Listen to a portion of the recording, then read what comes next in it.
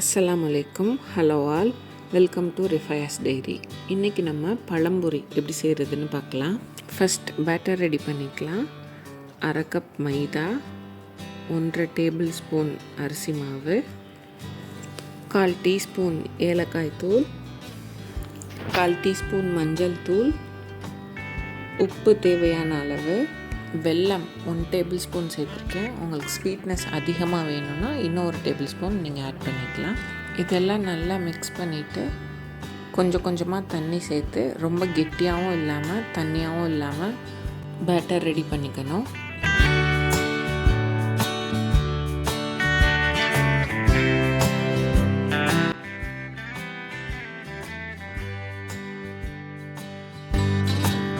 லாஸ்ட்டாக இதில் 2 pinch baking soda add பண்ணி மிக்ஸ் பண்ணிட்டோன்னா பேட்டர் ரெடி ஆகிடும். நேந்திரம் பழத்தில் 2 எட்ஜஸையும் கட் பண்ணிவிட்டு அதில் உள்ள தோலெல்லாம் உரிச்சிட்டு நமக்கு தேவையான சைஸில் கட் பண்ணிக்கலாம்.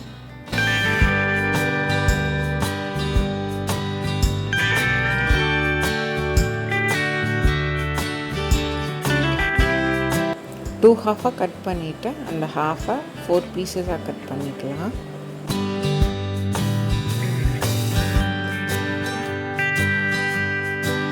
இந்த தடிமன் இருந்ததுன்னா கரெக்டாக இருக்கும். ஒரு கடாயில் எண்ணெய் சேர்த்து அது நல்லா ஹீட் ஆகிடணும். எண்ணெய் சூடானதும் இந்த மாதிரி ஒன்றா மாவில் டிப் பண்ணி போட்டு பொரிக்கணும்.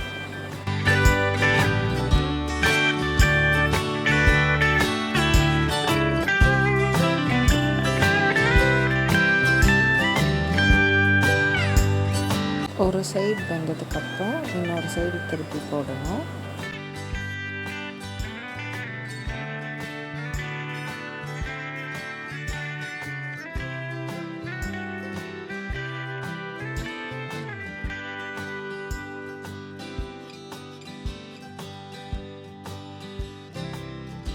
இந்த மாதிரி கோல்டன் ப்ரௌன் ஆனதுக்கப்புறம் எடுத்தோன்னா பழம்பொரி ரெடி.